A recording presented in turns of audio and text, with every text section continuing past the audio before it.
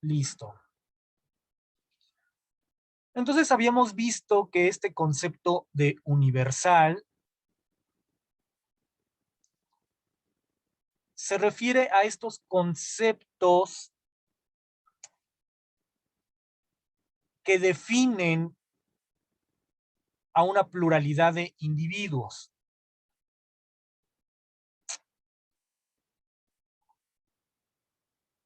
Releo el parágrafo. Los universales convienen a la esencia entendida como todo, no como parte.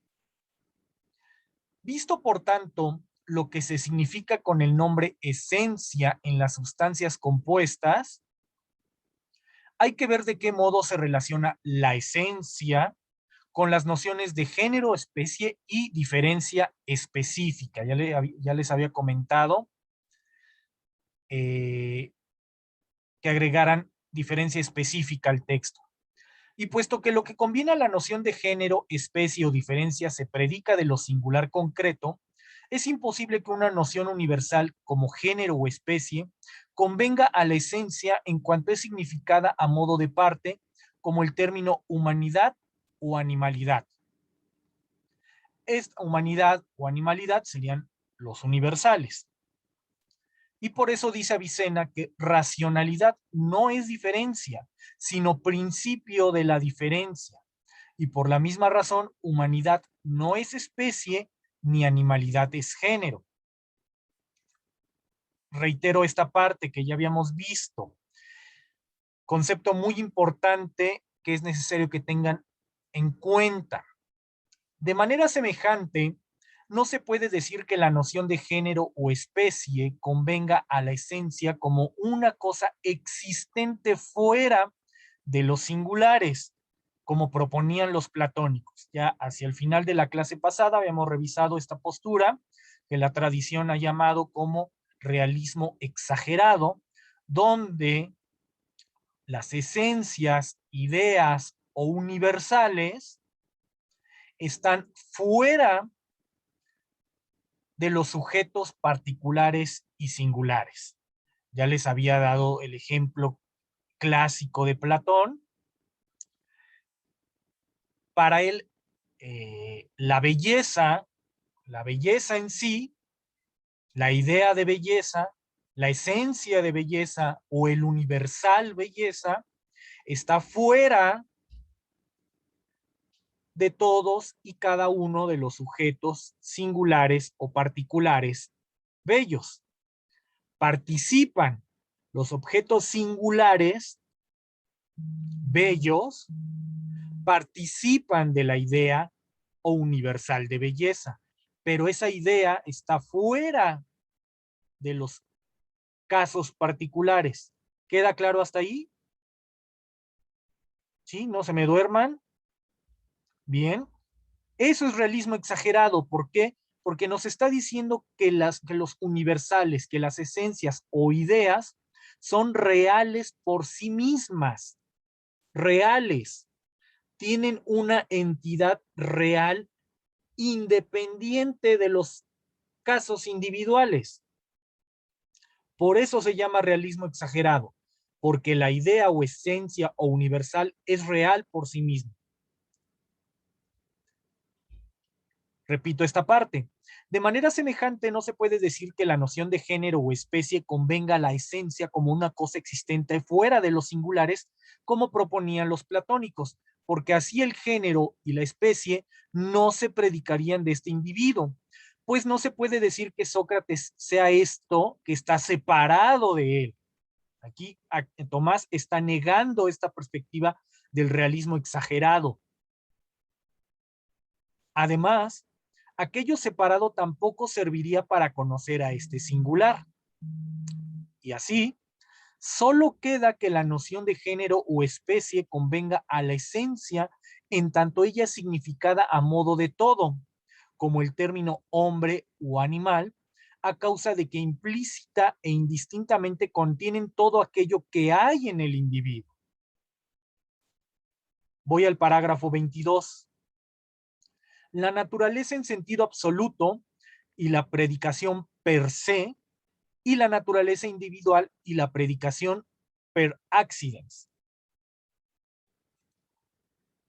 la predicación en sí misma, la predicación de suyo y la predicación por accidente. Recordemos que los accidentes, según Aristóteles, como ya habíamos visto, son cualidades o propiedades contingentes en la substancia. Continúo la lectura. En este sentido, caben dos acepciones para naturaleza o esencia. Muy importante que lo retomen. Recuerden que para Tomás, naturaleza es uno de los análogos de substancia. La primera contiene la noción propia, siendo esta su sentido absoluto. Y según esta acepción, nada se puede predicar con verdad de ella, sino lo que le conviene en cuanto tal. De ahí que cualquier otra cosa que se le atribuyera sería una atribución falsa. Por ejemplo, al hombre en cuanto hombre le conviene racional y animal. Y otras cosas que entran en su definición, ser negro o blanco o cualquier otra cosa semejante que no pertenece a la noción de humanidad, no conviene al hombre en cuanto hombre. Es decir, ser negro o blanco son accidentes de la substancia o del ente. No están intrínsecos a la noción de humanidad. ¿Queda claro hasta ahí? Por eso, cuando se pregunta si la naturaleza así considerada es una o múltiple, se debe responder negando las dos cosas, porque cualquiera de las dos existe fuera del concepto humanidad y ambas pueden corresponderle. Pues si la multiplicidad fuese parte de su noción, nunca podría ser singular y sin embargo es una en cuanto está en Sócrates. Igualmente, si la unidad perteneciera a su noción, entonces la naturaleza de Sócrates y la de Platón serían una y la misma, y la naturaleza no podría multiplicarse en muchos individuos. La segunda acepción de naturaleza es según el ser que tiene en este o aquel individuo. Ya lo habíamos visto. Aquí está definiendo nuevamente este concepto que ya había hecho en el capítulo primero de este opúsculo. Repito, la segunda acepción de naturaleza o esencia es según el ser que tiene en este o aquel individuo. La esencia es lo que hace que algo sea ese algo, lo que hace que sea.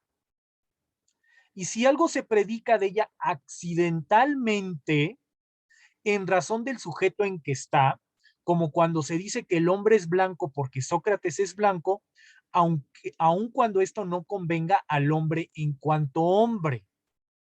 Aquí ya debe haber quedado claro. ¿Cuándo está hablando de la predicación per se y cuándo está hablando de la predicación per accidens? Está hablando de la predicación de suyo, de la predicación en sí, cuando estamos hablando de un género que abarca a todos los individuos. Y cuando está hablando de una predicación por accidente, es cuando se refiere a una cualidad contingente, una cualidad que no es intrínseca a la substancia o al ente. Aquí da el ejemplo. El hombre es blanco porque Sócrates es blanco. Este individuo particular, Sócrates, es blanco, aun cuando esto no convenga al hombre en cuanto hombre, a la humanidad. La cualidad de la blancura no conviene al hombre en cuanto hombre, solo es accidental. ¿Queda claro? ¿Sí? ¿Seguros? ¿No se me están durmiendo? Dijeron que sí están durmiendo.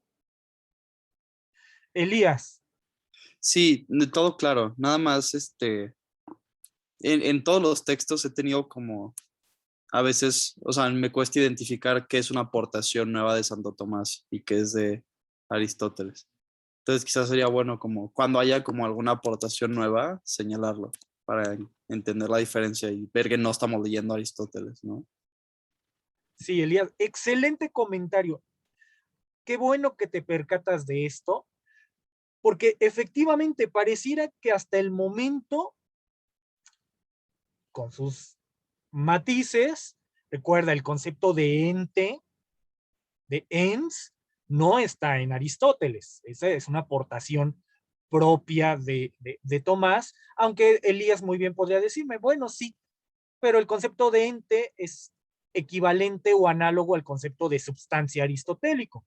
Entonces no está siendo novedoso, ¿no? Eso es muy, muy interesante que te hayas percatado. Sí, efectivamente pareciera que hasta el momento estamos leyendo a un comentador de Aristóteles, ¿no? Como dice Elías, parece que no hay algo novedoso, algo propio de Tomás, sino que solo está haciendo una exégesis aristotélica y rescatando conceptos de Aristóteles.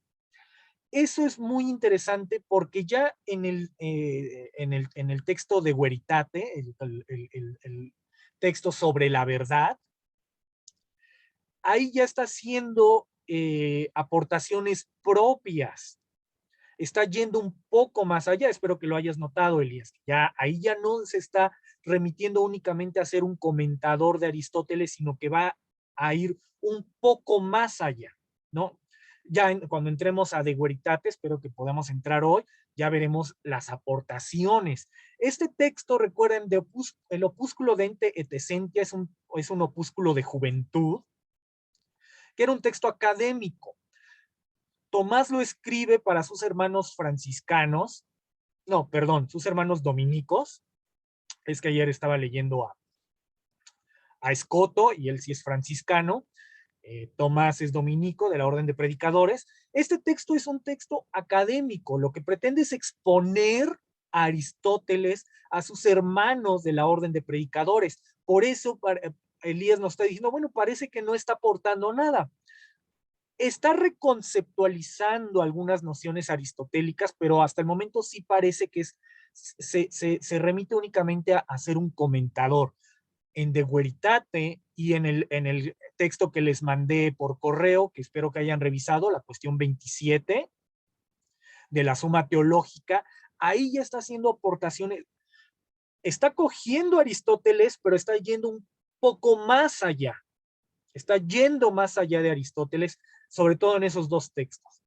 Ya lo iremos viendo. Bien, bien observado, Elías. Muy bien, así. Parece comentador nada más, sí, claro, pero porque este opúsculo es lo que busca, exponer a Aristóteles. Ya iremos a textos donde va más allá. ¿Alguna otra pregunta, comentario? ¿No? Bien, continuamos. Vamos al parágrafo 23. La naturaleza o esencia o quividad, recuérdenlo, análogos de la esencia, en sentido absoluto, hace, concepto importantísimo, ya no se les vaya este concepto porque lo vamos a seguir trabajando. Lo vamos a trabajar en Escoto, lo vamos a trabajar en Ockham. Hace abstracción de los singulares sin hacer exclusión de ellos. Muy importante. Por aquí va a ir la crítica de Escoto a Tomás. Pero esta naturaleza, la que existe individuada, es decir, la que existe en los sujetos singulares o particulares, tiene un doble ser. Uno en las cosas singulares y otro en el alma. En ambos casos, los accidentes se siguen de dicha naturaleza. Vayan subrayando todo este párrafo. En los singulares, en los casos particulares, en los individuos, en los singulares tiene un ser múltiple de acuerdo a la diversidad de los singulares. ¿Qué nos está diciendo aquí? Cada individuo particular, en un sentido metafísico, tiene su propia posee su propia esencia. Apúntenlo, muy importante. Nos está diciendo en los singulares, la naturaleza, la esencia o la quiridad tiene un ser múltiple de acuerdo a la diversidad de los singulares. En sentido, reitero, en sentido metafísico, cada individuo tiene su propia esencia o naturaleza. En términos lingüísticos, como lo vimos en el árbol de Porfirio, cada singular tiene su propia definición. Muy importante, apúntenlo ahí. Cada singular, en un sentido lingüístico, en un sentido conceptual, posee su propia definición. La definición busca explicitar la naturaleza o esencia. De este lado, hablamos del ámbito metafísico, de la esencia. Y de este lado estamos hablando del ámbito conceptual, la definición. No se les vaya, muy importante, esto va a ser muy importante para Escoto. Releo esta parte. En los singulares tiene un ser múltiple de acuerdo a la diversidad de los singulares, y sin embargo, ninguno de ellos debe ser atribuido a la misma naturaleza según su primera consideración, es decir, la absoluta. Pues es falso decir que la naturaleza del hombre en cuanto hombre o del ser humano en cuanto ser humano tenga que ser en este sujeto singular. Pues si tener que ser en este singular conviniera al hombre en cuanto hombre, no podría ser fuera de este singular. Nuevamente tenemos el universal humanidad y abajo tenemos a los casos particulares y singulares de seres humanos. Andrés, te escuchamos. ¿Eso sería la materia asignata, prof? ¿O no? Por supuesto, tiene que ver aquí con la individuación, por supuesto. Aunque aquí se está refiriendo más al concepto de universales, al concepto abstracto de universal, que no puede atribuirse únicamente a un sujeto singular. Por eso este parágrafo se llamaba la naturaleza, esencia o quiridad, o incluso podremos ponerle ahí la definición en sentido absoluto, hace abstracción de los singulares, sin hacer exclusión de ellos. Vimos la clase pasada, tenemos el concepto universal de humanidad, que se le atribuye a Isabel, a Andrés, a Ceci, a Elías en particular. Son casos particulares de humanidad. Pero en cambio, no le podríamos atribuir la naturaleza de, supongamos, de Isabel a ti, Andrés, porque son dos casos particulares. Podemos atribuir el universal a particulares, pero no los particulares entre sí. ¿Sí queda claro?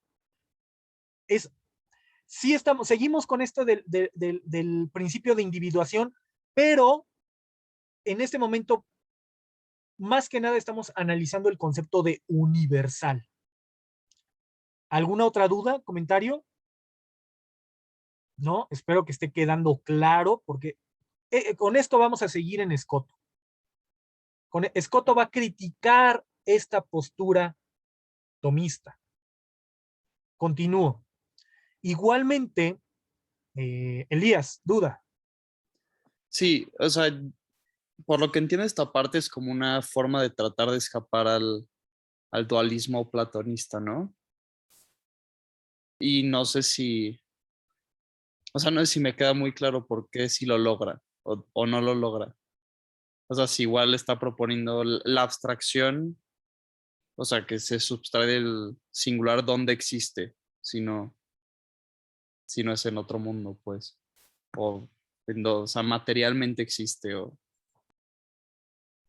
Bien, Elías, lo va a seguir explicando en lo que queda de este tratado, pero Sí, por supuesto. Tomás, a partir de su lectura aristotélica, por supuesto que va a romper con el realismo exagerado de Platón. Indudablemente, los universales no pueden existir en otra realidad, no existen fuera por sí mismos de los objetos.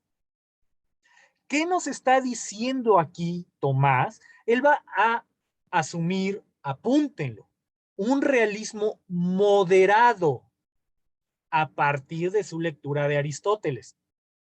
¿Qué debemos entender por este realismo moderado? Que los universales no existen fuera de los objetos singulares, sino que el ser humano, a partir de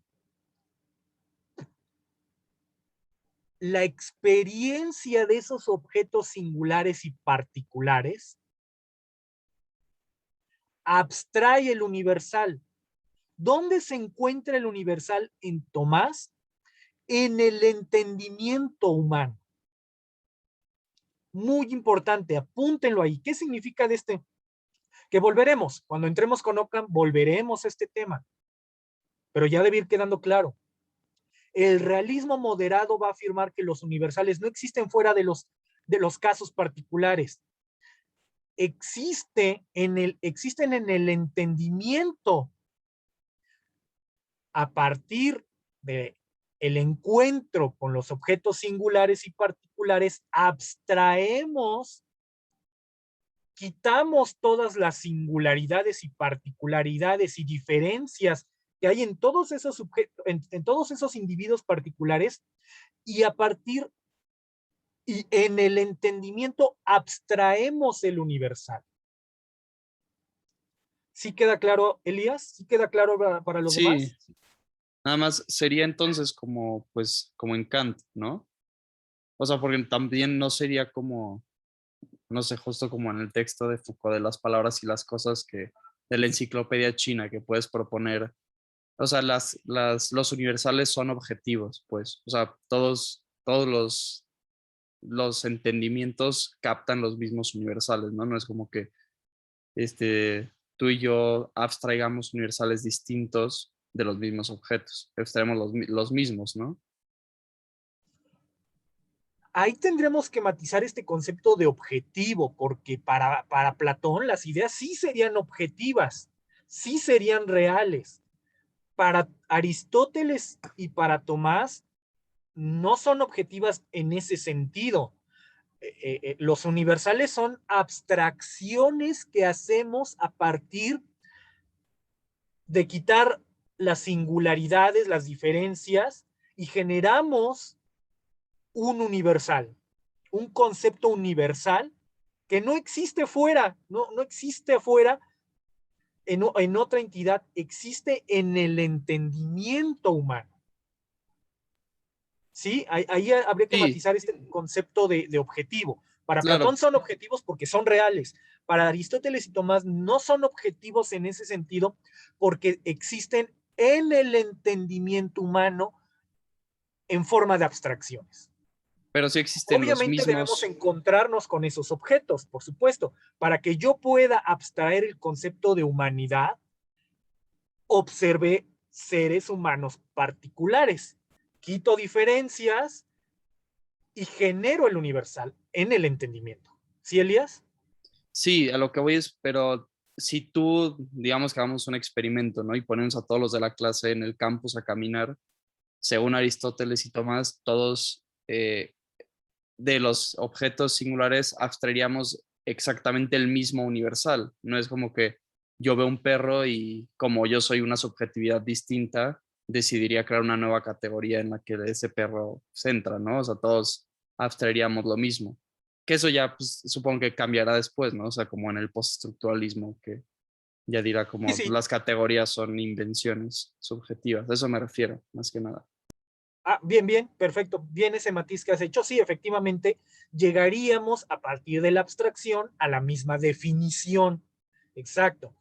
Esto se va a poner en cuestión a partir del giro lingüístico, del postestructuralismo en Foucault, por ejemplo, etcétera, pero efectivamente, llegaríamos a partir de nuestro entendimiento a la misma definición. Eso se llama realismo moderado. Isabel, te escuchamos.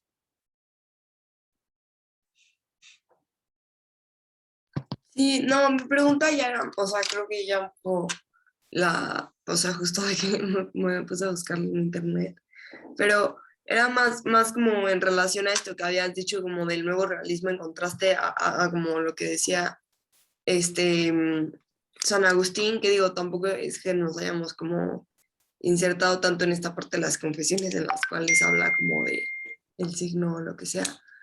Pero mi pregunta era más como de si para San Agustín, o sea, qué era lo que, pues no sé, como la fundación del signo, o sea, si había como una primacía, o sea, entre, pues no sé, como el significado de las cosas sobre, em, pues no sé, como las cosas en sí, pero pues ya, más o menos eso.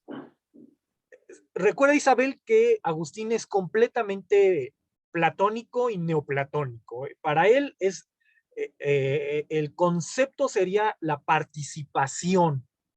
Los singulares existen por participación con Dios. No, completamente. Esa sería la postura agustiniana, por supuesto. Para Tomás, a partir de su recuperación de Aristóteles, no.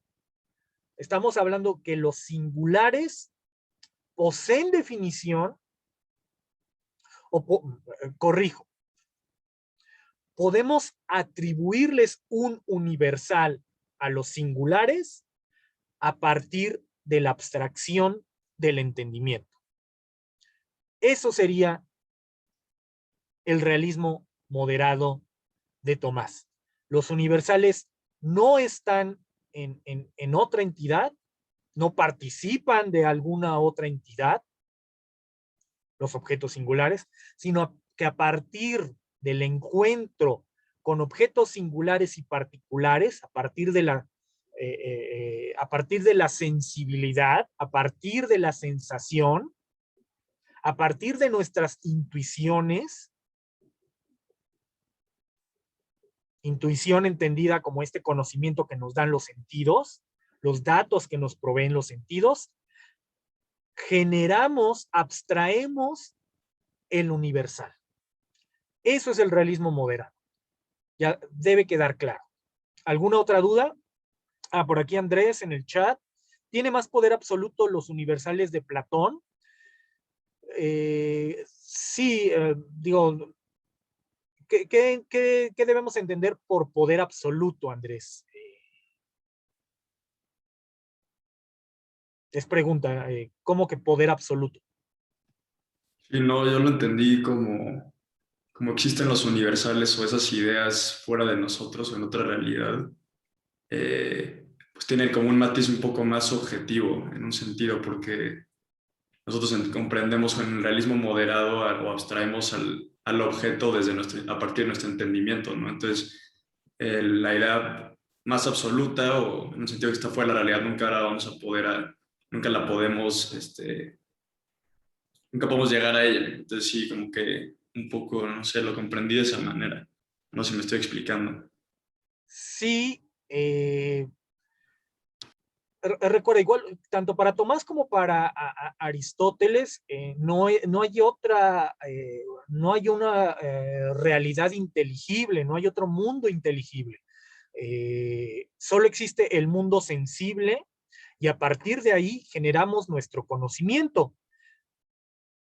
Podemos conocer las cosas en sí mismas.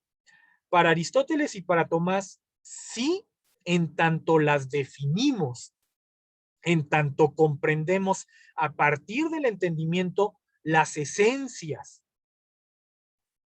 Para Platón podemos conocer las esencias en esa otra realidad inteligible. Para Tomás y Aristóteles, no, nosotros conocemos las cosas en sí mismas a partir del conocimiento de sus esencias y sus definiciones. No hay más que eso. Si quieren verlo así, la cosa en sí misma es la esencia. Y en Tomás y en Aristóteles podemos conocer la esencia efectivamente a partir de su definición. No hay otra realidad. ¿Sí queda claro hasta ahí? Bien, continúo. Igualmente, de corresponder al hombre en cuanto hombre, el no existir en este sujeto singular, jamás podría hallarse en él. Se puede afirmar con verdad que el hombre en cuanto hombre no tiene que ser en este o en aquel o en el alma. ¿Por qué? Porque es una abstracción, es un universal.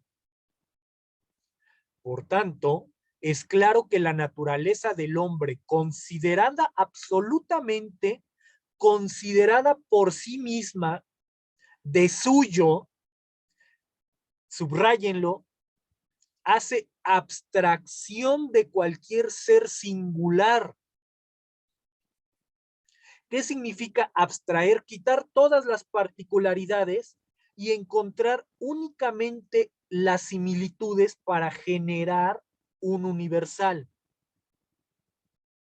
Los universales para Tomás se encuentran en el entendimiento. Conocemos esos universales, sí, efectivamente, a partir de los singulares. Repito esta parte, subráyenla. La naturaleza del hombre, considerada absolutamente, hace abstracción de cualquier ser singular sin hacer exclusión de ninguno de ellos. Y esta naturaleza, así considerada, es la que se predica de todos los individuos. Generamos el universal humanidad por medio de nuestro entendimiento a partir del encuentro con todos esos particulares. ¿Quieren verlo al revés? A partir de los objetos singulares o particulares, a partir de nuestro conocimiento sensible, intuitivo. Intuición se refiere al, reitero, porque hay una noción común que se utiliza de intuición inadecuada. Intuición se refiere a todo el conocimiento, a todos los datos que nos dan nuestros sentidos. Es todo este conocimiento sensible. A partir de ahí, el entendimiento abstrae, quita particularidades, quita diferencias, encuentra los elementos similares y genera el universal. ¿Queda claro? Eso es el realismo moderado. Los universales no existen en otra realidad. Se encuentran en el entendimiento. ¿Queda claro? Profe, perdón, ¿Sí? es interesante eso que hizo, o sea, sobre el realismo moderado, que los universales entienden, bueno, que valga la redundancia en el entendimiento, ya leyendo lo del veritate, que es pues, esta idea de la adecuación, y así, no sé qué es exactamente, pero sí iba a preguntar que pues, Platón no básicamente está comprendiendo los universales a través de su entendimiento, o los está percibiendo a través de su entendimiento, pero a través de la definición del principio de adecuación, o si lo quieres decir así, pues no, porque pues no está correspondiendo con la realidad, la idea del absoluto de Platón, o su mundo de las ideas, con lo que está viendo en el mundo sensible, ¿no? Exacto, ¿sí? Con esa postura rompe Tomás por completo. Aristóteles rompe, Tomás rompe. Bien. Luis Gerardo, te escuchamos. Es por esto que pregunta Andrés. No podemos decir que lo que estabiliza al objeto, o sea, que lo hace equivalente a Platón, es que también los objetos, bueno, los entes están sometidos al entendimiento divino.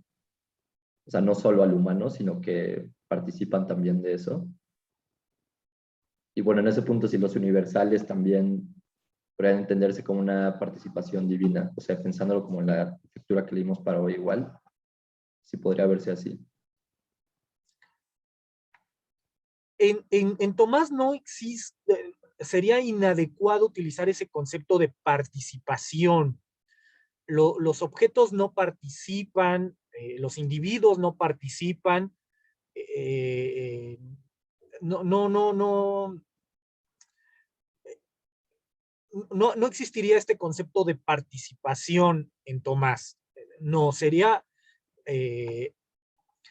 una capacidad del entendimiento, de inferencias, de deducciones por las que podemos conocer, pero no hay participación, ya no hay más.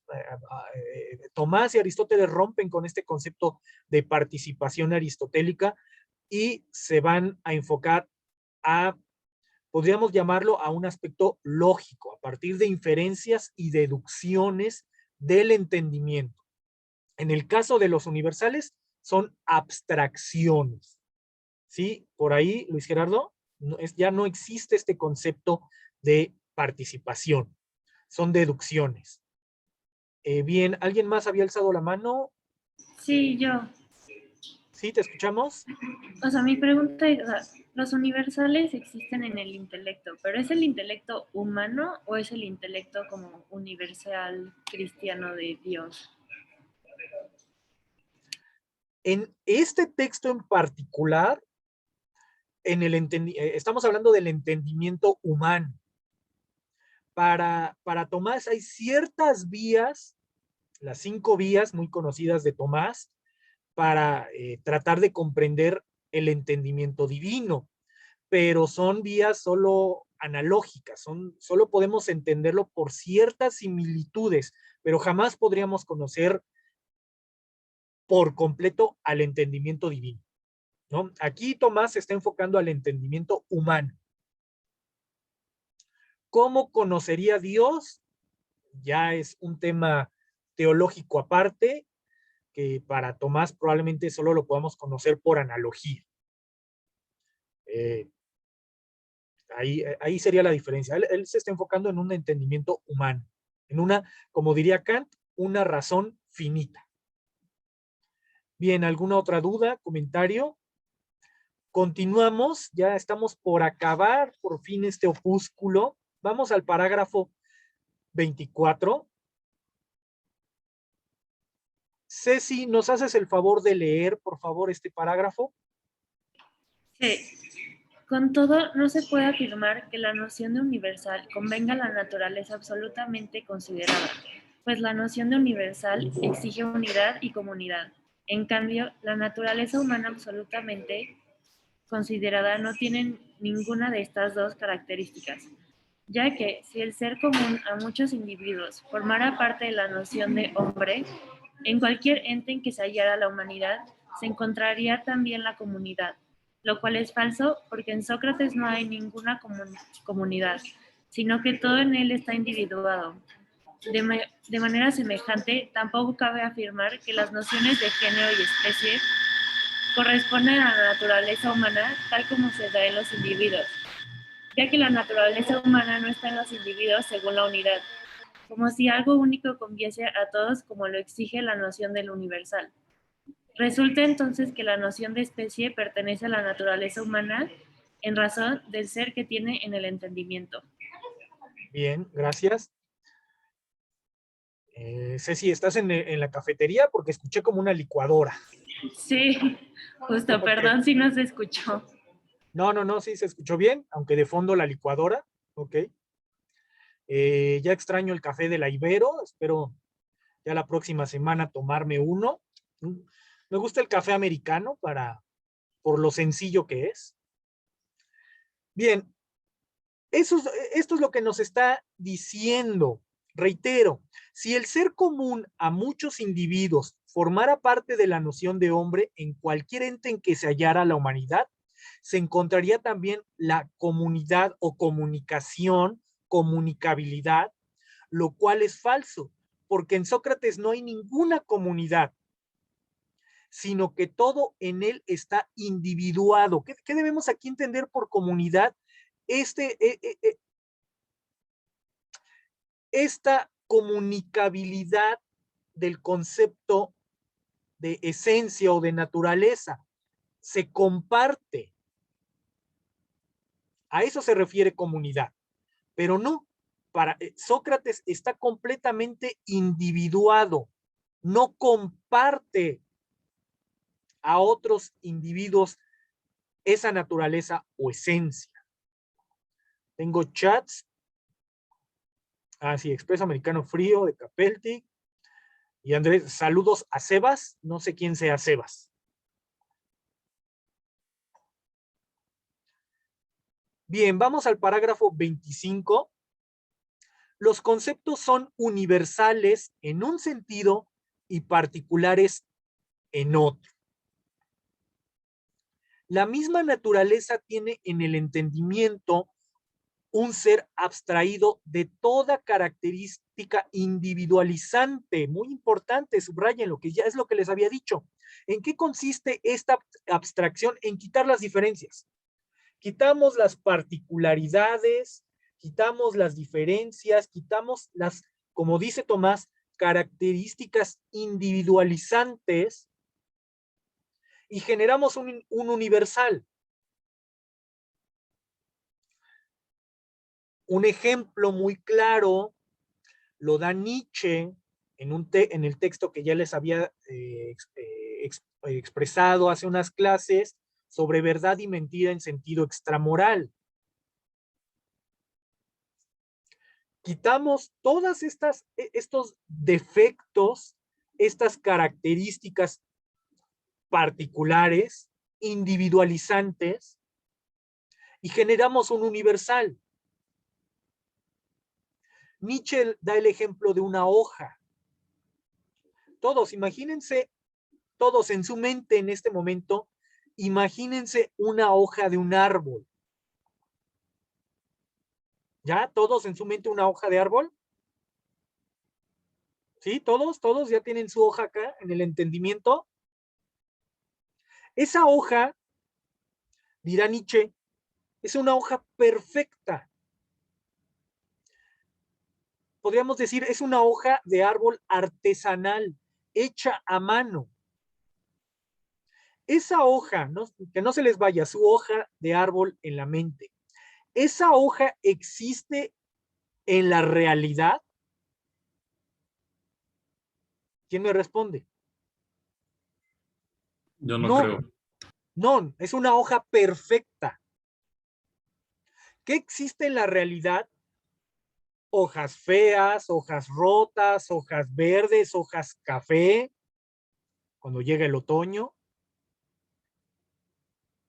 Esa hoja perfecta que ustedes tienen es la abstracción de todas las hojas particulares. No existe en la realidad, solo es un universal. Eso es lo que nos está diciendo Tomás. La misma naturaleza tiene, todos tienen, Emilia, todos tienen una hoja diferente en su mente, sí, efectivamente. Y aún así dirá Nietzsche, y aún así podemos trabajar con ese concepto de hoja. La misma naturaleza tiene en el entendimiento un ser abstraído, subráyenlo, de toda característica individualizante, y por eso tiene una noción uniforme, homogénea, aplicable a todos los individuos que existen fuera del alma, ya que igualmente es la semejanza de todos ellos e induce al conocimiento de todos en cuanto son hombres. Y a partir de tal relación que tiene con todos los individuos, el intelecto descubre la noción de especie y se la atribuye. Ya esto debe quedar muy claro. Quitamos todas las particularidades, todas las características y encontramos a partir de la abstracción el concepto universal.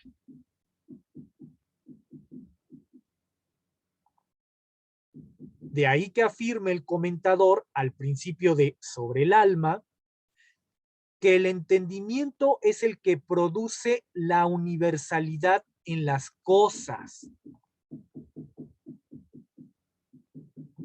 Ahí está la respuesta. Lo mismo dice Avicena en su Metafísica. Aun cuando dicha naturaleza pensada sea un concepto universal, aquí está nuevamente ligando lo ontológico con lo conceptual, perdón, lo metafísico con lo conceptual,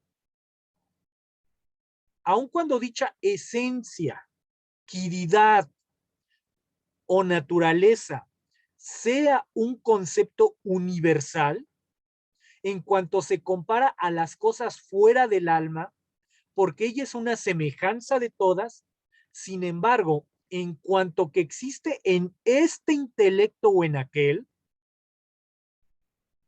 es cierta especie intelectual particular. De ello resulta el error del comentador en el tercer libro sobre el alma, quien quiso concluir de la universalidad de la forma pensada la unidad del intelecto en todos los hombres. ¿Por qué? Porque no se da la universalidad de aquella forma por tener su ser en el intelecto, sino por referirse a las cosas en tanto semejanza de cosas. El universal busca las semejanzas de los particulares, así como si viera una estatua corporal que representara a muchos hombres.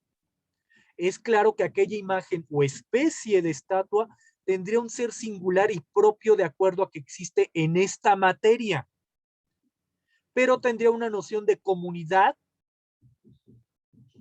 en cuanto común representación de muchos. Vamos con el parágrafo 26. Isabel, ¿puedes leer el parágrafo 26, por favor? Claro, las segundas intenciones no se predican de los individuos. No. Y ya, Ajá. es que empecé a leer en latín y yo, híjole, no, ya. Y ya que la naturaleza humana y hombre, según su consideración absoluta, conviene que se predique de Sócrates, que la noción de especie, según su consideración absoluta, no le convenga, sino que ser especie es uno de los accidentes que le siguen a la naturaleza, según el ser que tiene en el intelecto. De ahí se sigue que el término especie no se predique de Sócrates como afirmando, Sócrates es especie, lo cual sí ocurriría si la noción de especie conviniera al hombre según el ser que tiene en Sócrates, o según su consideración absoluta, es decir, en cuanto hombre, pues cualquier cosa que convenga al hombre en cuanto hombre se predica de Sócrates. Bien, gracias. Subrayen eso último nuevamente, reitera, universal y particular. Vamos con el parágrafo 27. Continuamos, Isabel, por favor, ¿sí? Ok. El género sí se predica per se. Sin embargo, el género conviene que sea predicado per se, puesto que se pone en la definición, pues la predicación es algo que se completa por la acción del intelecto que compone y divide, y que tiene fundamento en la realidad, es decir, en la unidad de aquellas cosas que se dicen unas de otras. De ahí que la noción de predicabilidad puede incluirse en la noción de aquella intención que es el género, la cual, a su vez, se completa de manera semejante por el acto del intelecto. Sin embargo, aquello a lo que el intelecto atribuye la intención de predicabilidad, componiéndolo con otro, no es la misma intención de género, sino más bien aquello que el intelecto atribuye a la intención de género, como lo que significa por el término animal. Bien, vamos con el último. Las segundas intenciones versan sobre los accidentes de la naturaleza según su ser en el intelecto. Así queda de manifiesto de qué manera la esencia o naturaleza se relaciona con la noción de especie, porque la noción de especie no versa sobre aquellas cosas que le convienen según su consideración absoluta, ni versa sobre los accidentes que se siguen de la misma según el ser tiene fuera de la mente, como la blancura o la negrura, sino que versa sobre los accidentes que se siguen del ser que tienen del intelecto, y de manera semejante le convienen también las nociones de género o diferencia. Bien, gracias. Entonces terminamos ya el opúsculo, los 3 primeros capítulos de Ente et Essentia, sobre el ente y la esencia. ¿Dudas, comentarios hasta aquí? ¿No? ¿Todo queda claro? Bien, entonces, para concluir este opúsculo, recuerden, en el capítulo 1, Tomás va a definir el ente y la esencia. En el capítulo 2 va a empezar a explicitar las sustancias compuestas. Y en el capítulo 3 habla sobre los universales. A partir de capítulo 4, 5 y 6, que conforman el resto del opúsculo, va a hablar sobre las sustancias simples. El capítulo 6, el último, versa sobre la sustancia simple primera, que es Dios. Nosotros ya no entraremos a esas cuestiones. Si pueden revisarlo después, revísenlo. Bien, ¿dudas, comentarios? ¿Nada? Bien, vamos a previo a iniciar ya el siguiente texto de Tomás sobre de Veritate o sobre la verdad o sobre las proposiciones verdaderas. Recordarán, espero, que aquí lo tengo, es parte de su calificación exponer exponer alguno de los textos de la bibliografía, ya sea primaria o secundaria. Así que para que ya vayan preparando sus exposiciones, alguno de ustedes, que se va a realizar después de terminar sobre Veritate y la suma teológica, vamos a revisar ya, aquí está, este texto, espero que lo estén viendo, tanto en pantalla como en chiquito, en pantalla grande como en pantalla pequeña, que es el pensamiento de Santo Tomás, de uno de los grandes historiadores de la filosofía, que es Frederick Copleston. Vamos a revisar el índice, que es lo que tienen en pantalla.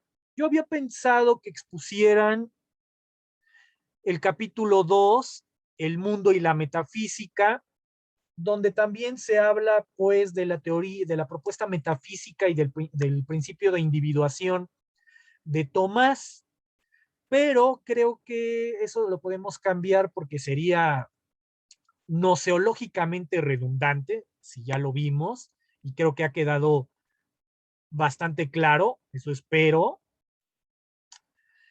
Así que sería bastante interesante que se pudiesen exponer, el capítulo 3, que ya trata sobre cuestiones más teológicas, aunque enfocadas desde la filosofía, por supuesto, en esta interrelación entre filosofía y teología que hay en Tomás. Y el capítulo 4, que habla sobre el ser humano en particular, sobre cuerpo y alma. Son capítulos relativamente extensos, así que había pensado que entre 2 personas se dividieran el capítulo 3 y 2 personas el capítulo 4, Así que ya lo tienen el PDF, está en la carpeta de OneDrive y en la carpeta de Dropbox. Así que pueden proponerse a sí mismos exponer o puedo elegir yo. Así que adelante. ¿Quién se propone para exponer? ¿Quiénes serían los dos primeros que se animarían a exponer el capítulo 3, Dios y la creación? Veo dos manos alzadas. Veo a Isabel y a Ceci. ¿Sí? Muy Sí. bien. Entonces, entre las dos, lean el capítulo completo. El capítulo es, reitero, extenso, por lo que podrían, muy bien pueden utilizar la sesión de 2 horas, las 2 horas de la sesión para exponerlo, ya sea con alguna presentación. El objetivo es que no lo vayan leyendo como hemos hecho con los textos, porque no son textos directos, sino son textos exegéticos de Copleston sobre Tomás. Por lo tanto, podrían exponer las ideas principales, los argumentos principales del texto, ya sea con alguna presentación o no, para poder evaluar, por mi parte, su capacidad de análisis y de síntesis. Ese sería el objetivo. ¿Sí queda claro, Isabel y Ceci? Muy bien. Entonces, Dios y la creación lo expondrían Isabel y Ceci en cuanto terminemos ya los dos textos de Tomás que nos faltan. No sé en cuánto tiempo podamos acabar. Puede que en una semana, en 2 o 3 sesiones. ¿Y quién se anima a exponer el hombre, cuerpo y alma? Veo dos manos alzadas, veo a Elías y Andrés. ¿Se animan? Ya, a ver, Emilia, llegaste en tercer lugar. Entonces, Y el quinto, ¿no quieres exponer el de moral y sociedad también? Porque ese también me interesa, sí. Lo quisiera. a ver, vuelvo a compartir pantalla. En realidad solo vamos a exponer, mi idea era solo exponer 3 y 4, no 5 ni tampoco el 6, sino ya solo dejar capítulos 3 y 4. ¿Qué te parece, Emilia, si tú nos expones ya algún texto posterior, ya sea de Escoto o de Ockham? Muy bien. Entonces quedarían Elías, sí, perfecto, ya te veo, y Andrés para ese capítulo. Perfecto. Y ya con eso cerraríamos, después de esa exposición, ya cerraríamos a Tomás e iniciaríamos el texto de Escoto, que es Ordinatio. Ya ayer lo estaba revisando, releyendo. Qué texto más interesante. La distinción 3 de su texto de Ordinatio, que son sus comentarios a Pedro Lombardo, si mal recuerdo, donde va a criticar fuertemente a Tomás. Bien, entonces si ya están repartidos estos dos, los que no tienen, no se preocupen, aún faltan autores, aún faltan textos que vamos a revisar. Bien, si no hay dudas, comentarios, vamos a iniciar la lectura del texto de Veritate, que aquí lo tengo.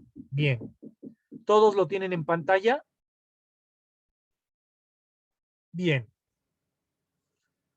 Entonces ya me entregaron su reporte de este texto. Yo les había comentado que se concentraran en el concepto de trascendentales.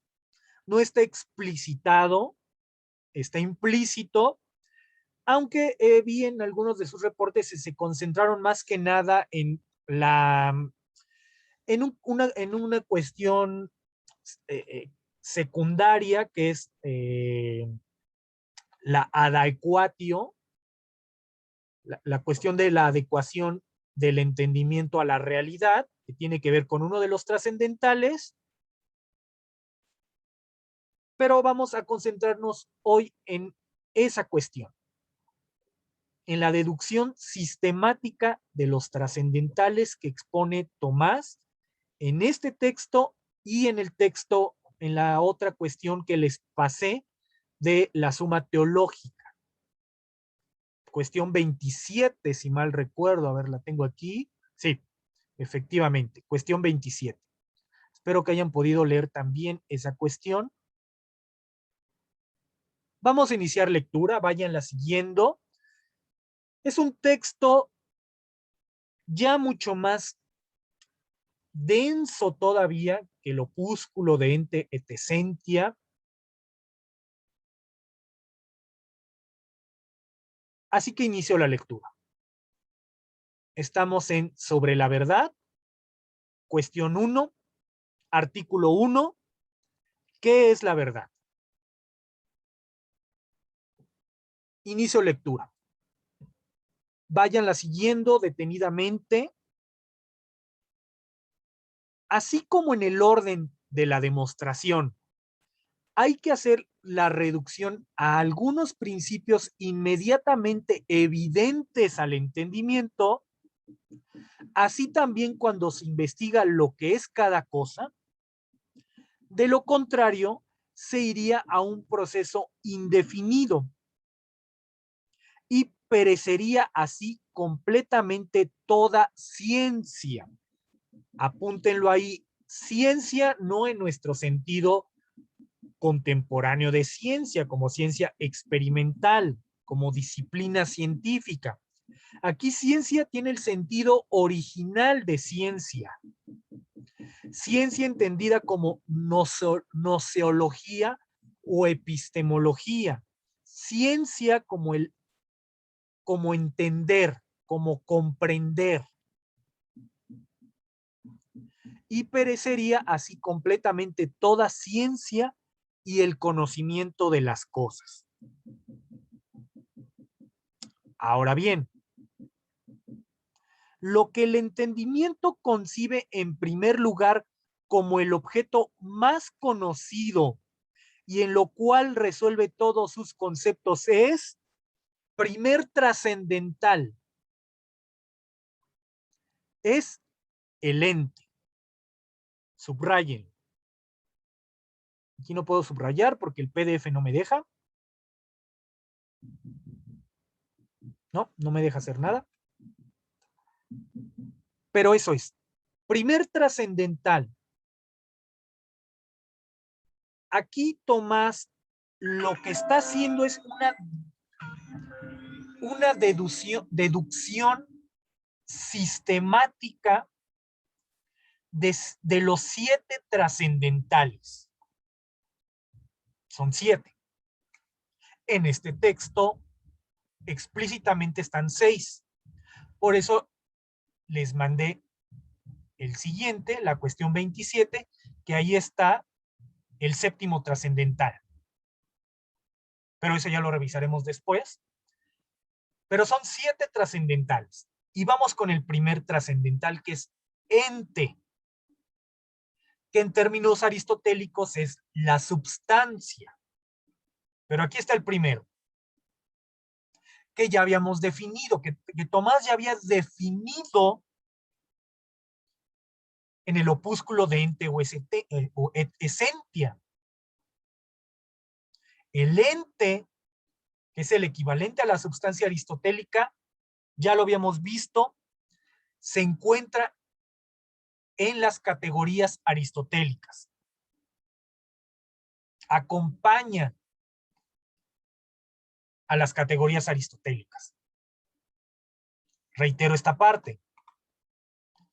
Ahora bien, lo que el entendimiento concibe en primer lugar como el objeto más conocido es lo primero que se percata el entendimiento, es lo primero que observa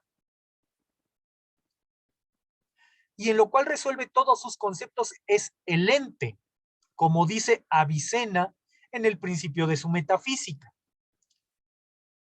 Por tanto, subráyenlo, subrayen todo este párrafo.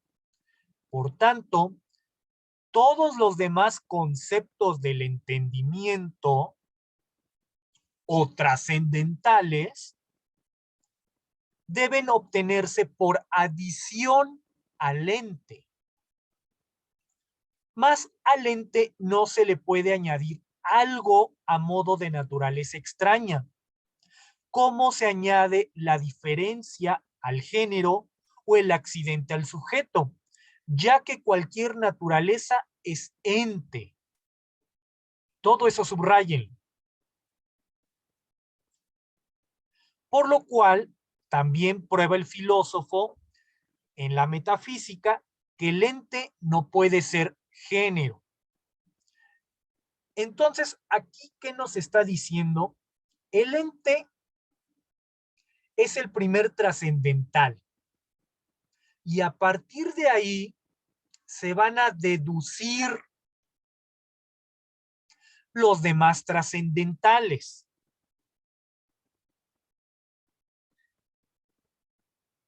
No es que se les añada algo al concepto de ente, sino que los trascendentales se encuentran ya implícitamente en el concepto de ente. En este pequeño tratado, Tomás va a explicitar lo que ya está implícito en el concepto de ente, que son los trascendentales. ¿Sí queda claro hasta ahí? Los veo con cara de duda.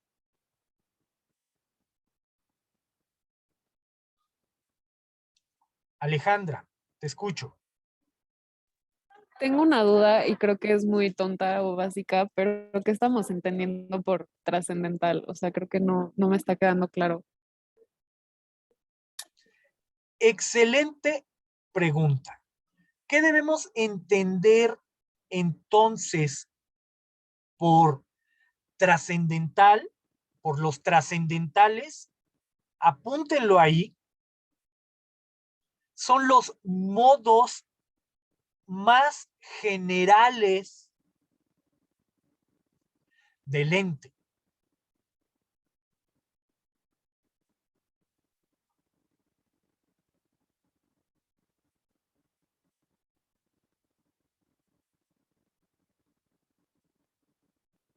¿Sí? Son modos generales que están implícitos en el concepto de ente. Lo que va a hacer Tomás aquí son explicitar esos modos generales. Eso es lo que debemos entender por trascendental. Va a quedar más claro cuando hagamos explícito cuáles son esos trascendentales. ¿Sí, Alejandra? Sí, gracias.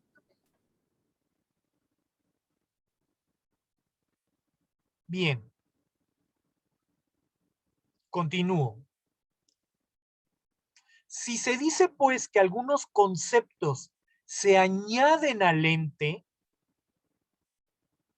es en el sentido de que expresan ahí está, modo de ser propio de él, que en el nombre de ente no se expresan. Subrayen eso. ¿Qué significa? Explicitar lo que ya está implícito en el concepto de ente.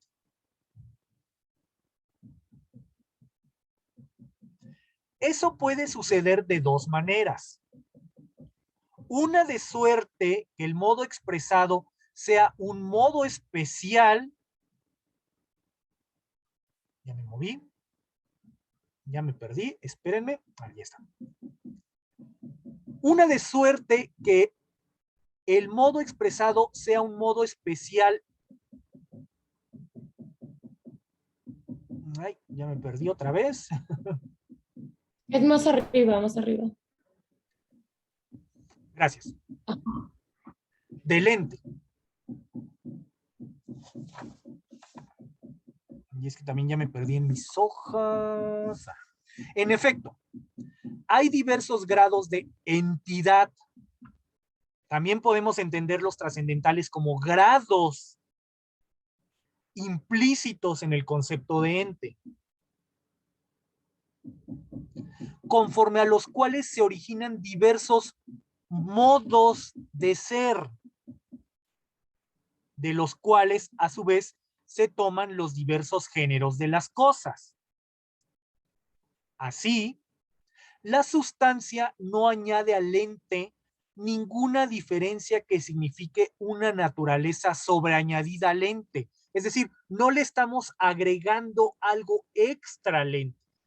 Los trascendentales no son características añadidas al ente.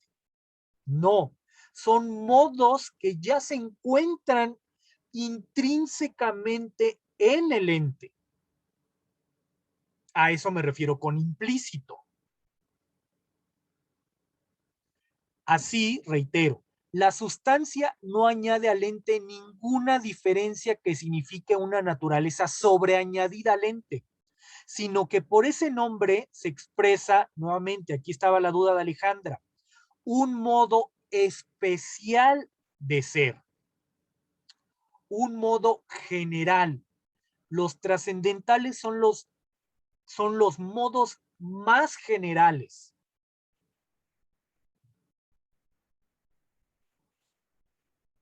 Se expresa un modo especial de ser, a saber, el ente por sí. Y lo mismo sucede con los otros géneros. Entonces ya queda un poco más claro, estos trascendentales no son características que se le añaden al ente, no son categorías, no son las categorías aristotélicas. Las categorías aristotélicas eran genéricas.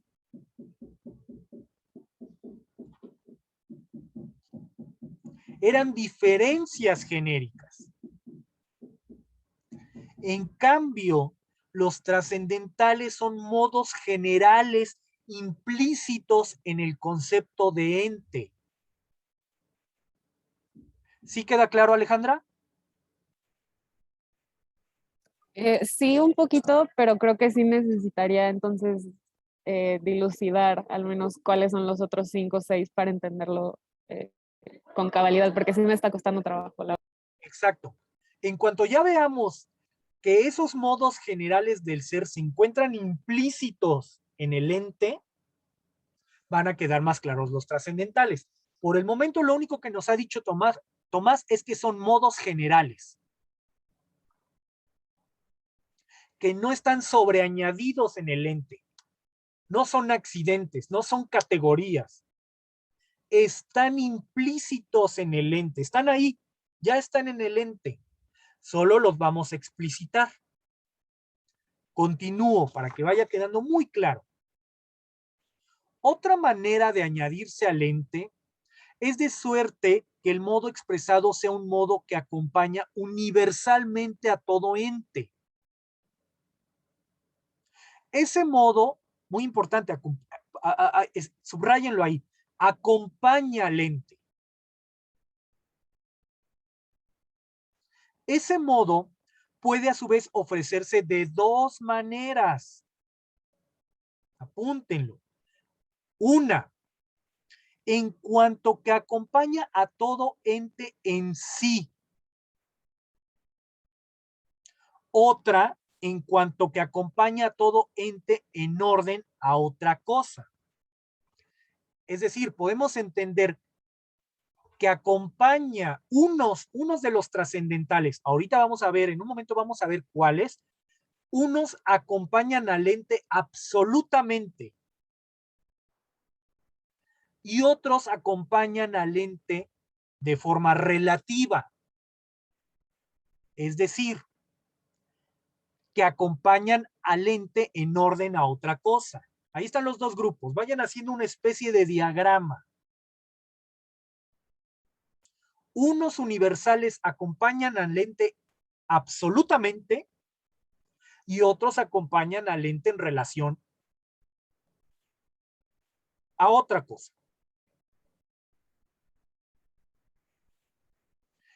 Si es de la primera manera, continúo, es decir, que acompañan al ente absolutamente, será o porque expresa en el ente algo afirmativamente o porque lo expresa negativamente.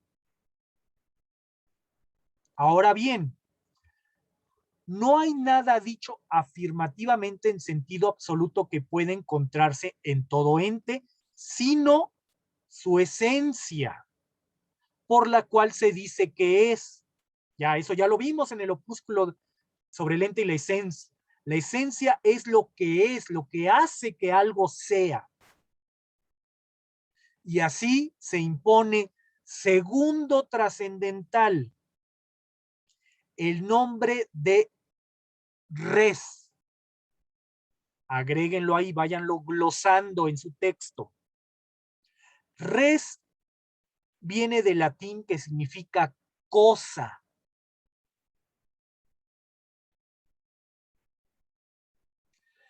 Aquí lo debemos entender como realidad. El ente, como este modo que lo acompaña absolutamente, no conforme a una relación, sino que lo acompaña absolutamente, uno de los modos más generales del ente es que reside en la realidad. Apúntenlo ahí. Ese es el segundo trascendental, realidad o res, que significa, que implica que el ente se encuentra presente en la realidad y no es un sobreañadido, está en el ente implícito. Sí, ya va quedando un poco más claro, Alejandra. Estos trascendentales están implícitos en el concepto de ente. El segundo trascendental de los que nos va a hablar Tomás, Elías, que no están en Aristóteles, esto no es aristotélico, esto ya es una aportación propia de Tomás. ¿Sí, Elías? Ahí por ahí va tu comentario de, bueno, ¿y cuál es lo novedoso en Tomás? Esto ya no es Aristóteles. Esto, a partir del concepto de substancia aristotélica o de ente, la res o realidad está ya en el ente, está implícito en el ente. Isabel. Sí, tengo una duda, o sea, que un poco creo tener noción de, pero no estoy muy segura. Estos trascendentales del ente que plantea pues Santo Tomás, o sea, sí son distintos a los como de Duns Scoto, ¿no? Que serían el uno bueno, bello y verdadero. O es lo mismo, o no existen los de Duns Scoto. En Escoto no existen propiamente estos trascendentales. Nosotros, ¿qué nos vamos a enfocar en Escoto? Va a criticar, entre otras cuestiones, por supuesto, nosotros nos vamos a concentrar en su crítica al principio de individuación tomista. En eso se va a concentrar la crítica de Escoto. Estos trascendentales son propuesta de Tomás. ¿Sí saben? Ok, y o sea, este es verdad, o sea, el primero es verdad, ¿no? Y el segundo ya es esto de res, de realidad. Y los vamos a ir viendo, o sea, pero ¿cuántos trascendentales son? O sea, como, Son 7. ok, La tradición, dependiendo el texto que nos acerquemos de Tomás, varían en número, pero siempre son los mismos. La tradición tomista ha estipulado que son 7 trascendentales. ¿Por qué son trascendentales? Porque son modos generales del ente. Eso significa trascendental en Tomás, que son modos que están implícitos en el ente. ¿Sí queda claro, Isabel? ok, sí, sí. Ya vimos 2. El primer modo es el primer trascendental es el de ente. El segundo es el que estamos explicitando aquí, que es el de res o realidad. No res la vaca. Res en latín significa cosa. Que aquí lo debemos entender como realidad. El hecho de estar presente en la realidad. De presentificarse en el ámbito de lo real. Segundo trascendental. Andrés está preguntando, ¿el ente es el ser entonces? Recuerden, eso ya lo vimos en de ente et essentia, la diferencia entre ente explicitado en las 10 categorías aristotélicas y la esencia, aquello por lo cual algo tiene el ser que tiene. Andrés, revisa de nuevo el opúsculo de ente y esencia, el capítulo 1, el capítulo primero. Ente expresado en las 10 categorías aristotélicas. Eso es lo que nos dice Tomás en de ente et essentia. El ente o substancia entendido como materia y forma. Y esencia como aquello que hace que algo es. La esencia es aquello por lo cual algo tiene ser. Aquello por lo cual algo es. Ahí son 3 conceptos que ya vimos. ¿Alguna otra duda? Isabel, ¿sigues con la mano arriba o ya no? Bien. Reitero. Ahora bien, no hay nada dicho afirmativamente en sentido absoluto que pueda encontrarse en todo ente, sino su esencia, por la cual se dice que es. Y así se impone el nombre res o realidad que difiere del de ente, según Avicena en el principio de la metafísica, en que ente se toma del acto de ser, essendi. Y el nombre de res o realidad, en cambio, expresa la quiridad o esencia del ente. Aquí ya está haciendo matices muy importantes. Ente comprendido como el acto de ser y realidad expresa la esencia del ente, uno de sus modos implícitos. Por su parte, la negación que sigue a todo ente absolutamente es tercer trascendental, la indivisión. A esta le expresa el nombre de uno o unidad. Ahí, glósenlo ahí.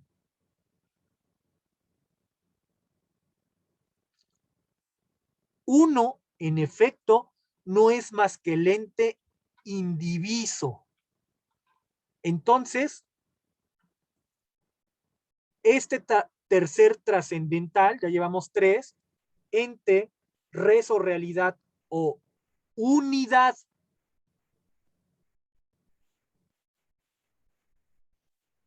Unidad se refiere a que todo ente es en sí mismo.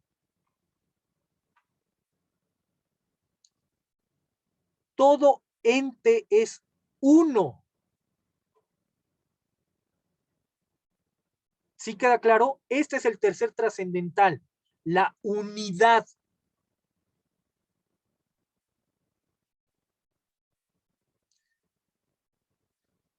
que en la tradición se le ha llamado el principio de unidad,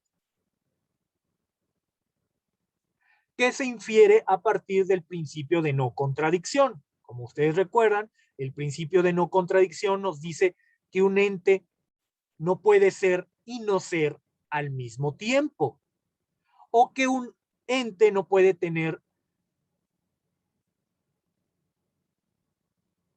una cualidad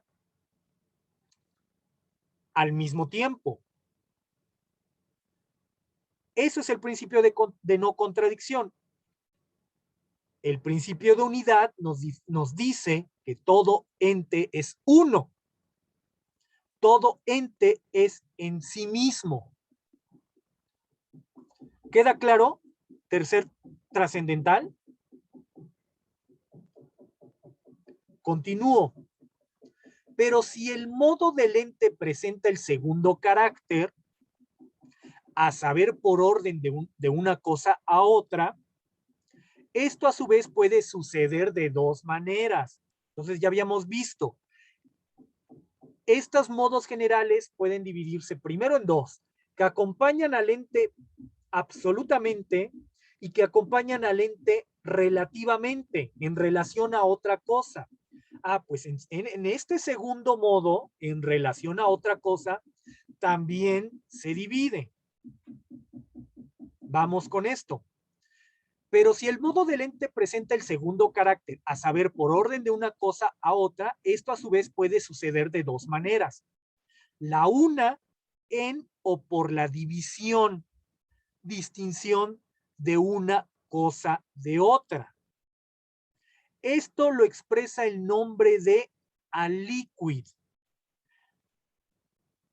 Cuarto trascendental, aliquid o aliquid. Aliquid en efecto viene a ser como aluid quid. Así que, así como al ente se le dice uno en cuanto que es indiviso en sí, así se le dice aliquid, algo en cuanto que es distinto de otros seres. Subrayen todo eso. ¿Cómo debemos entender la aliquidad o aliquidad? Debemos entenderlo como la individuación del ente. Ya vimos el principio de individuación en Tomás. ¿Qué significa esto? Distinguirlo de otros entes. Al ente lo podemos distinguir por su individuación de otros entes.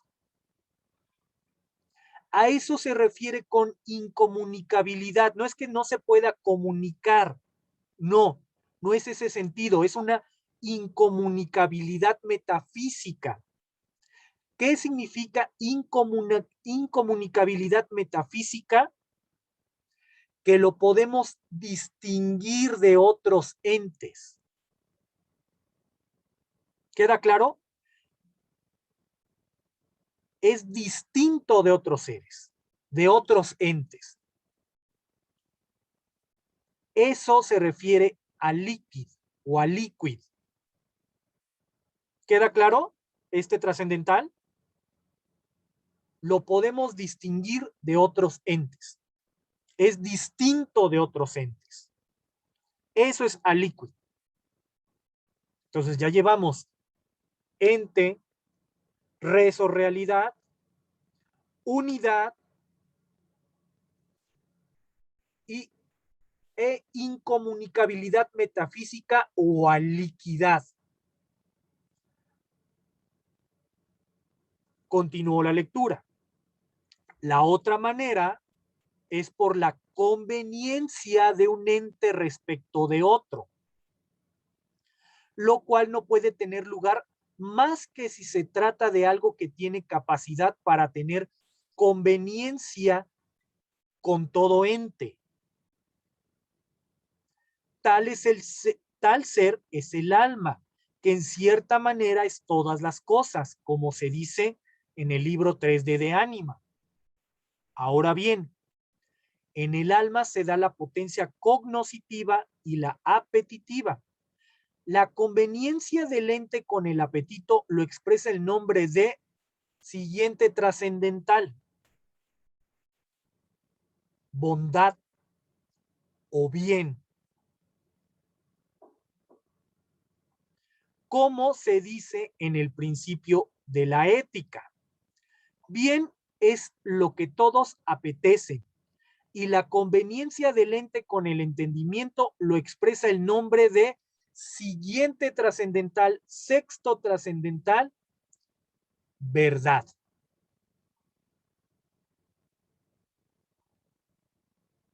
¿Queda claro hasta aquí? ¿Jóvenes?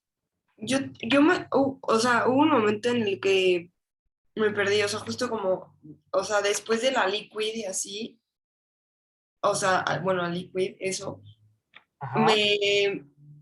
ajá, o sea, pasamos al sexto trascendental, o sea, el quinto, no, vi bien. A liquid se refiere a esta incomunicabilidad metafísica. ¿Qué implica incomunicabilidad metafísica? Que lo podemos distinguir de otros entes. Sí, ese Es sí. distinto de otros entes. Ajá. Ujú. Recuerda que cuando hablamos de que acompañan al ente en orden relativo a otra cosa, también se divide en dos. Aquí empieza la otra forma. La otra manera es por la conveniencia de un ente respecto de otro, lo cual no puede tener lugar más que si se trata de algo que tiene capacidad para tener conveniencia con todo ente. Conforme a esta conveniencia, encontramos el siguiente trascendental, que es el bien. Y después encontramos el siguiente trascendental en esta conveniencia, que es la verdad. Ya tenemos 6 trascendentales. O sea, pero la conveniencia como tal no es un trascendental, o sea, es la verdad propiamente, ¿no? No. Son la verdad y la bondad. Ok. Bien.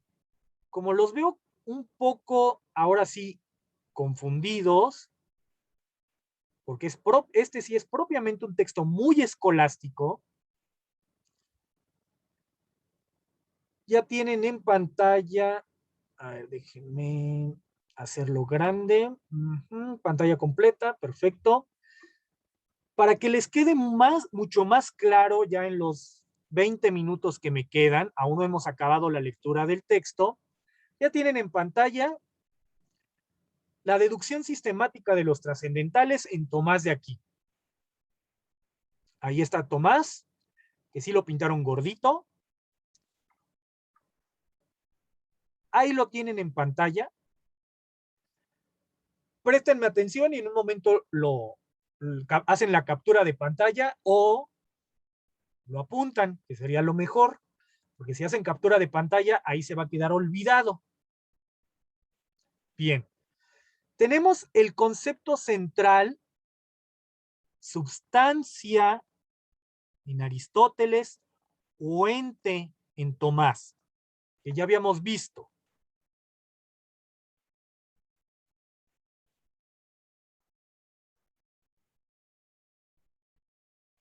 Como compuesto de materia y forma.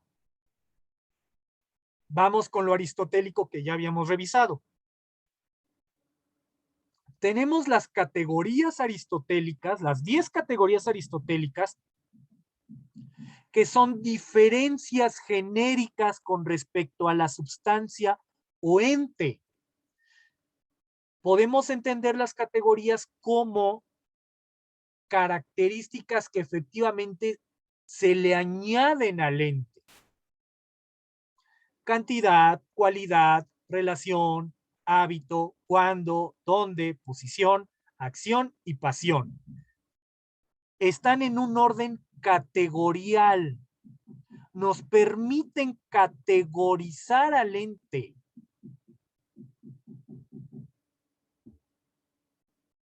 ¿Sí queda claro hasta ahí? Todo esto ya lo vimos. Ahora bien, respondiendo a Elías. Aquí está la aportación de Tomás. El orden trascendental, que ya es aportación de Tomás. Habíamos visto que acompañan al ente en sí, que son absolutos. Recuerden, los trascendentales son los modos más generales, modos. No son añadidos, no son accidentes, no son categorías, no son diferencias. Están implícitos. Ya están intrínsecos al ente. Solo se están explicitando. Entonces, estos modos generales, número 1, acompañan al ente en sí, y 2, como nos había dicho Tomás, acompañan al ente en orden a otra cosa. Es decir, unos son absolutos y otros son relativos.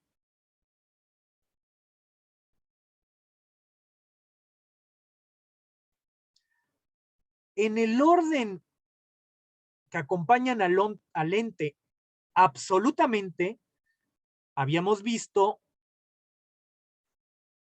segundo trascendental. El primero es el ente, no se les olvide. El segundo es la res o realidad, y como ya les había dicho, es el hecho de estar presente en la realidad. El ente está presente en la realidad.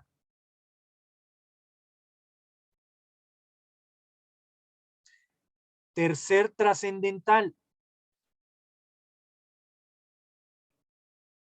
que es uno, que es indiviso, que posee unidad. Todo ente en sí mismo es uno, principio de unidad, que se deduce a partir del principio de no contradicción. Un ente no puede ser y no ser simultáneamente. Por lo tanto, tiene un principio de unidad. Todo ente es en sí mismo. Es uno. Ahora bien, cuando estos modos generales acompañan al ente en orden a otra cosa, es decir, son relativos, podemos encontrarlos por división o distinción y por, aquí está la duda de Isabel, por conveniencia. Por división o distinción encontramos el cuarto trascendental, que es la aliquidad.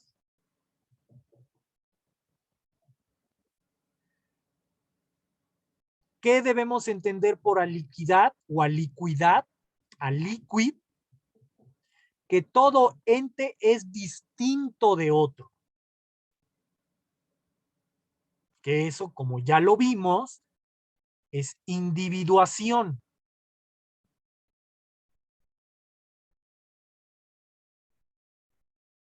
¿Queda claro hasta aquí? Ya queda un poco más claro con este diagrama. Den sus pulgares arriba. Excelente. Qué bueno, porque no lo van a encontrar en ningún otro lado, porque no existe este diagrama. Lo tuve que hacer.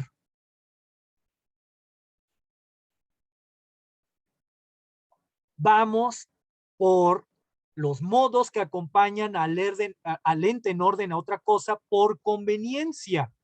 Y ya habíamos visto el quinto trascendental, que es la bondad o el bien, que es cómo debemos entender el bien. Esta perfeccionalidad. Todo ente busca la perfección, que es el bien. Eso es el bien. El bien es la perfectibilidad. perfectibilidad, no, perfectibilidad. Luego me invento palabras. Elías, tienes la mano alzada. Sí, creo que está muy claro. Nada más para no quedarme con el gusanito, porque yo cuando hice la lectura, no sé, lo relacioné con esta cuestión de Aristóteles que dice que el ser se dice de muchas formas. Y como que los modos ¿se podría relacionar por ahí en algún sentido o no tiene nada que ver? Exacto, totalmente. Estos trascendentales son modos análogos de expresar el ente. Bien, bien visto por ahí, Elías. Ok, gracias. Entonces sí se podría hacer un nexo ahí, ¿no? Exacto, totalmente. Sí, por supuesto. Vamos con el último trascendental que está explícito en De Veritate, que es la verdad. Que todo el resto del texto de Veritate va a enfocarlo a la verdad. No lo vean todavía, porque no hemos llegado a ese. Pero entonces ya explicitó 6 de los modos más generales del ente que Tomás conceptualiza como trascendentales. ¿Ya puedo quitar pantalla? ¿Sí, no? ¿Sí? Bien.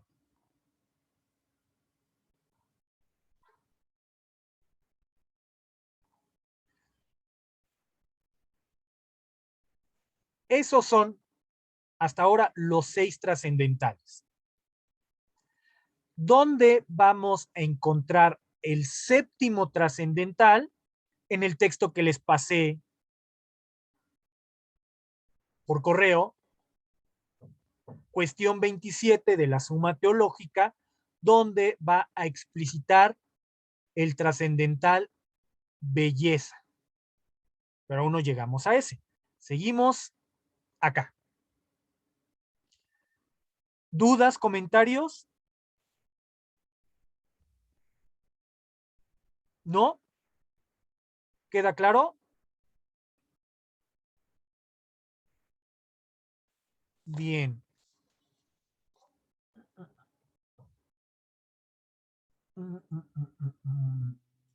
Ya me perdí, ya me perdí. ¿Dónde andamos? Aquí andamos. Bien, Elías, ¿puedes continuar la lectura, por favor? Sí, claro. ¿Es en el artículo 2? No, estamos Ahí. Sí. 1780. Ujú. Ahora bien, todo conocimiento se realiza por la asimilación del que conoce al objeto conocido, de suerte que se ha dado en llamar la asimilación la causa del conocimiento. Así la vista, por la disposición que recibe de la especie de color, conoce al color. Lo primero que hay que observar, pues, en las relaciones entre el ente y el entendimiento, es que el ente corresponda al entendimiento, correspondencia que se llama adecuación de la cosa y del entendimiento, y en eso cobra su ser finalmente la razón de la verdad. Esto es, pues, lo que añade la verdad sobre el ente, la conformidad o adecuación de la cosa y del entendimiento. A esa conformidad sigue, como queda dicho, el conocimiento de la cosa. Así pues, la entidad de la cosa precede al carácter de verdad, pero el conocimiento es un efecto de la verdad. Bien, gracias. Muy importante que subrayen todo este apartado. Aquí, nuevamente, está recuperando la concepción de adecuatio o de adecuación o de correspondencia que ya Aristóteles había expuesto en la metafísica. Recordarán, Aristóteles dice, decir de lo que es que no es y de lo que no es es falso. Decir de lo que es y de lo que no es que no es lo verdadero. Libro 5 o 10 de la metafísica. tengo que buscar. Eso es la noción de adecuatio. Agréguenlo ahí. O de correspondencia. Una proposición es verdadera cuando corresponde, cuando se adecua con los hechos de la realidad.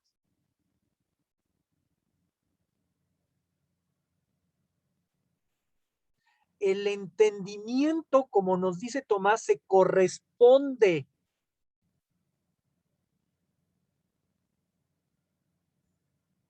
con la realidad.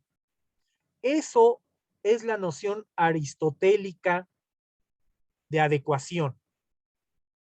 Eso es la verdad para Tomás, que es lo que va a desarrollar el resto de este texto, a clarificar el trascendental de verdad, por eso se llama de veritate, sobre la verdad.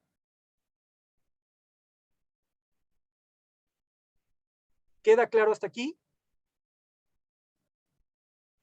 Bien, ¿dudas, comentarios? Bien, de tarea, por favor, relean ya con este diagrama, con el diagrama que les acabo de presentar, relean sobre la verdad, relean de veritate, para que queden muy claras estas nociones de trascendentales. A partir de aquí, a partir de donde nos quedamos, Tomás va a clarificar, a explicitar el trascendental de verdad. ¿Qué es la verdad? Y si no lo leyeron, espero que sí, lean o relean la cuestión 27 de la Suma Teológica, donde va a explicitar, va a explicar muy brevemente el séptimo y último trascendental, que es el de belleza.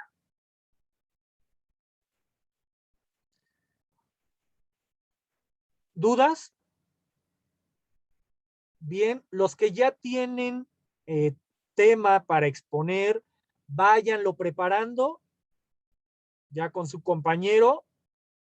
Les reitero, la idea es que nos expongan los argumentos principales del exégesis de Copleston sobre Tomás, que ya iba a haber temas profundamente teológicos, sobre todo en el capítulo sobre Dios, pero como observé que había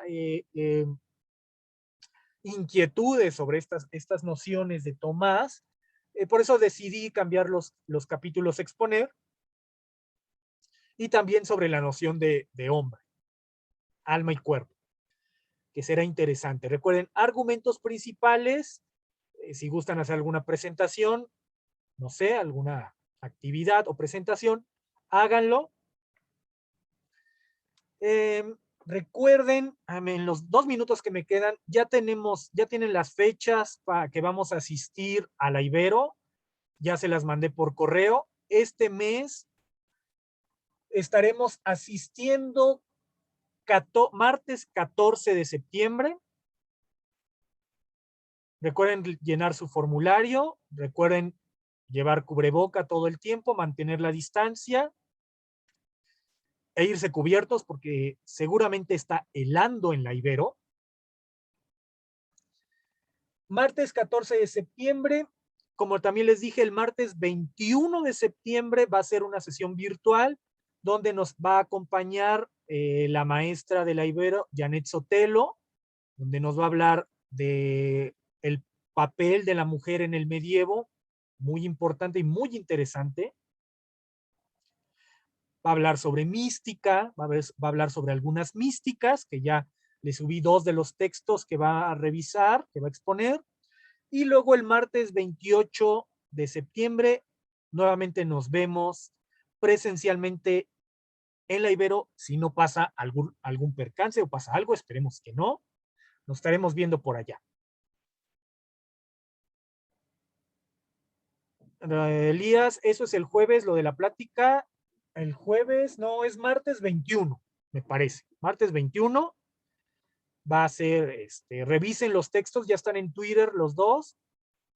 El papel de la mujer en el medievo, enfocado a la mística, a algunas místicas. Bien, ¿dudas, comentarios? ¿No?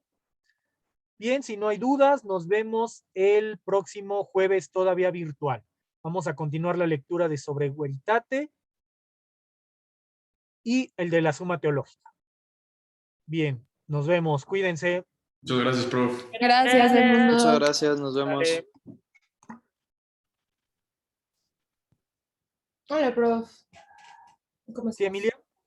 Bien, bien, Me todo bien. quería ¿Qué pasó? quedar bien rápido, 2 segundos. He estado haciendo todas las lecturas, pero he tenido un problema con entregar los reportes de lectura.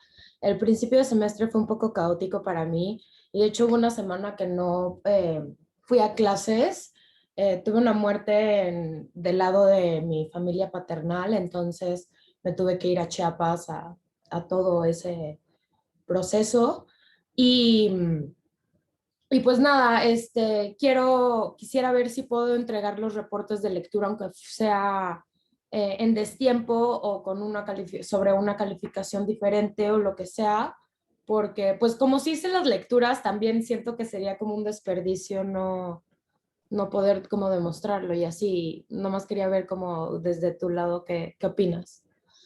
Sí, sí, claro, si puedes mandarme los reportes que te faltan, que son... ¿Me entregaste este último? No, ¿verdad? Tampoco. No, pero ese lo tengo ya hecho, lo iba a entregar hoy nomás, un poco tarde. Ok, recuerda que hay que entregarlos antes de la sesión del martes, por favor. Pero ok, me puedes mandar los 4 reportes que te faltan para que te pongas al corriente y pues ya revisamos hacia el final del semestre la calificación. No te preocupes, pero mándamelos. Va. Muchas gracias, prof. No a ti, Emilia. ¿Alguna otra duda? No, en realidad no. Bien, perfecto. Me saludas a tu perrito. Nos vemos. Gracias. Bye. Adiós. Nos vemos.